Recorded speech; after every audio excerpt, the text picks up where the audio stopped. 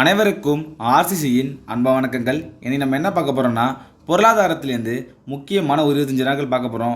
இதை நீங்கள் ஒரு டெஸ்ட் போல் எழுதி பார்த்தீங்கன்னா உங்களுக்கு ரொம்ப யூஸ்ஃபுல்லாக இருக்கும். இது TNPSC group 2, group 4, TET exam, அப்புறம் போலீஸ், ஃபாரஸ்ட் ஆஃபீஸர், இதே போல் எல்லா எக்ஸாமுக்கும் உங்களுக்கு ரொம்ப யூஸ்ஃபுல்லாக இருக்கும். வாங்க வீடியோக்குள்ளே போகலாம். முதல் வினா பாருங்கள். பொருளாதாரத்தின் தந்தை யார்? ஒரு முக்கியமான வினா இது. பொருளாதாரத்தின் தந்தை யார்? இதற்கான சரியான விடை பாருங்கள். ஆப்ஷன் ஏ, ஆடம் ஸ்மித். பொருளாதாரத்தின் தந்தை ஆடம் ஸ்மித். இரண்டாவது வினா. நவீன பொருளாதாரத்தின் தந்தை யார்? நவீன பொருளாதாரத்தின் தந்தை யார்? இதற்கான சரியான விடை பாருங்கள். Option B, J M Keynes. நவீன பொருளாதாரத்தின் தந்தை ஜேஎம் கீன்ஸ். மூன்றாவது வினா. நாடுகளின் செல்வம் என்ற நூலை எழுதியவர் யார்? நாடுகளின் செல்வம் என்ற நூலை எழுதியவர் யார்? இதற்கான சரியான விடை பாருங்கள். Option C, Adam Smith. நாடுகளின் செல்வம் ஆடம் ஸ்மித். அடுத்த வினா. மானட்டா என்பது எந்த மொழிச்சொல்?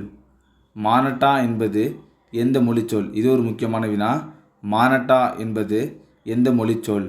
இதற்கான சரியான விடை ஆப்ஷன் ஏ, லத்தீன். மானட்டா என்பது லத்தீன் மொழிச்சொல். ஐந்தாவது வினா. பணம் மட்டுமே பணத்தின் தேவை சந்திக்கும் என்று கூறியவர் யார்? பணம் மட்டுமே பணத்தின் தேவை சந்திக்கும் என்று கூறியவர் யார்? இதற்கான சரியான விடை பாருங்கள். ஆப்ஷன் டி, பேராசிரியர் வாக்கர். அடுத்த வினா. நவீன இந்தியாவின் சிற்பி என கருதப்படுபவர் யார்? நவீன இந்தியாவின் சிற்பி என கருதப்படுபவர் யார்? இதற்கான சரியான விடை பாருங்கள். ஆப்ஷன் ஏ, ஜவஹர்லால் நேரு. நவீன இந்தியாவின் சிற்பி ஜவஹர்லால் நேரு. ஏழாவது வினா. தரை விரிப்புகளுக்கு புகழ்பெற்ற இடம் எது? தரை விரிப்புகளுக்கு புகழ்பெற்ற இடம் எது? இதற்கான சரியான விடை பாருங்கள். Option C, Kumarapalayam. தரை விரிப்புகளுக்கு புகழ்பெற்ற இடம் குமாரபாளையம். எட்டாவது வினா. தோல் பொருட்கள் ஏற்றுமதியின் முதன்மையாக திகழ்வது எந்த இடம்? தோல் பொருட்கள் ஏற்றுமதியின் முதன்மையாக திகழ்வது எந்த இடம்? இதற்கான சரியான விடை பாருங்கள். Option D, Vellore. தோல் பொருட்கள் ஏற்றுமதியின் முதன்மையாக திகழ்வது வேலூர். ஒன்பதாவது வினா. இந்தியாவின் நுழைவாயில் எனப்படுவது எது? இந்தியாவின் நுழைவாயில் எனப்படுவது எது? இதற்கான சரியான விடை பாருங்கள். ஆப்ஷன் ஏ, மும்பை. இந்தியாவின் நுழைவாயில் மும்பை. பத்தாவது வினா. ஸ்டாண்ட் அப் இந்தியா திட்டம் தொடங்கப்பட்டது என்று? ஸ்டாண்ட் அப் இந்தியா திட்டம் தொடங்கப்பட்டது என்று. இது ஒரு முக்கியமான வினா. இதற்கான சரியான விடை பாருங்கள். Option B, April 5, 2016. Stand up India திட்டம் ஏப்ரல் 5, 2016. 11வது வினா. சுத்தமான பணம் செயல்பாடு நடைமுறைக்கு வந்த நாள்? சுத்தமான பணம் செயல்பாடு நடைமுறைக்கு வந்த நாள் எது? இதற்கான விடையை பாருங்கள். ஆப்ஷன் ஏ, 31/1/2017. 12வது வினா. இந்தியாவில் வருமான வரி யாரால் அறிமுகப்படுத்தப்பட்டது? ஒரு முக்கியமான வினா. இந்தியாவில் வருமான வரி யாரால் அறிமுகப்படுத்தப்பட்டது? இதற்கான சரியான விடை option D, sir James Wilson. இந்தியாவில் வருமான வரி சர் ஜேம்ஸ் வில்சனால் அறிமுகப்படுத்தப்பட்டது. 13வது வினா. முதலில் பண்டங்கள் மற்றும் பணிகள் வரியை அறிமுகப்படுத்திய நாடு எது?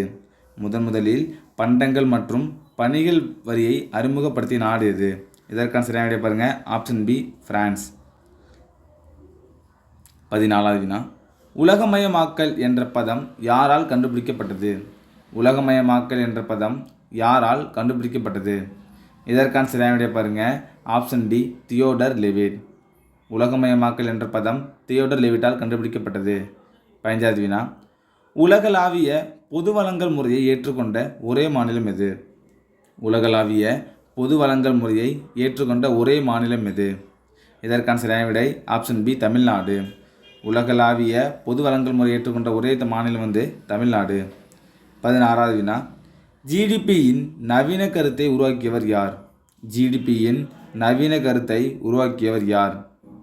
இதற்கான சரியான விடை பாருங்கள். Option A, Simon Kuznets. ஜிடிபியின் நவீன கருத்தை உருவாக்கியவர் சைமன் குஸ்னட். 17வது வினா. பாரதீப் துறைமுகம் உள்ள மாநிலம் எது? பாரதீப் துறைமுகம் உள்ள மாநிலம் எது? இதற்கான சரியான விடை ஆப்ஷன் சி ஒடிசா. பாரதீப் துறைமுகம் உள்ள மாநிலம் ஒடிசா. 18வது வினா, கப்பல் கட்டும் தொழிற்சாலை எங்கு அமைந்துள்ளது? கப்பல் கட்டும் தொழிற்சாலை எங்கு அமைந்துள்ளது? இதற்கான சரியான விடை பாருங்கள். Option D Cochin. கப்பல் கட்டும் தொழிற்சாலை கொச்சினில் அமைந்துள்ளது. அடுத்த வினா, நுகர்வோர் தினம் கொண்டாடப்படும் நாள் எது? நுகர்வோர் தினம் கொண்டாடப்படும் நாள் எது? இது ஒரு முக்கியமான வினா. இதற்கான சரியான விடையை பாருங்கள். ஆப்ஷன் ஏ மார்ச் 15. நுகர்வோர் தினம் மார்ச் 15. 20வது வினா, இந்திய பணச்சந்தையின் பாதுகாவலன் யார்? இந்திய பணச்சந்தையின் பாதுகாவலன் யார்? இதற்கான சரியான விடை ஆப்ஷன் சி ரிசர்வ் வங்கி. இந்திய பணச்சந்தையின் பாதுகாவலன் ரிசர்வ் வங்கி.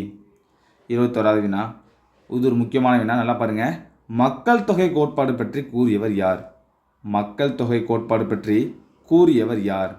இதற்கான சரியான விடை ஆப்ஷன் பி மால்தஸ். மக்கள் தொகை கோட்பாடு பற்றி கூறியவர் மால்தஸ். 22வது வினா, பண அளவு கோட்பாடு பற்றி கூறியவர் யார்? இது ஒரு முக்கியமான வினா. பண அளவு கோட்பாடு பற்றி கூறியவர் யார்? இதற்கான சரியான விடையை பாருங்கள். Option C Irving Fisher. பண அளவு கோட்பாடு பற்றி கூறியவர் இர்விங் பிஷர். 23வது வினா, ஐந்தாண்டு திட்டத்தை முதலில் அறிமுகப்படுத்திய நாடு எது? ஐந்தாண்டு திட்டத்தை முதலில் அறிமுகப்படுத்திய நாடு எது? இதற்கான சரியான விடை ஆப்ஷன் ஏ சோவியத் ரஷ்யா. ஐந்தாண்டு திட்டத்தை முதலில் அறிமுகப்படுத்திய நாடு சோவியத் ரஷ்யா. 24வது வினா, இந்தியாவின் பணத்தின் குறியீட்டை உருவாக்கியவர் யார்? இந்தியாவின் பணத்தின் குறியீட்டை உருவாக்கியவர் யார்? இதற்கான சரியான விடை ஆப்ஷன் பி உதயகுமார். இந்தியாவின் பணத்தின் குறியீட்டை உருவாக்கியவர் உதயகுமார். கடைசி வினா, இந்திய பொருளாதாரம் என்பது ஒரு டேஸ் ஆகும். இந்திய பொருளாதாரம் என்பது ஒரு டேஸ் ஆகும். இதற்கான சரியான விடை ஆப்ஷன் சி வளர்ந்து வரும் பொருளாதாரம்.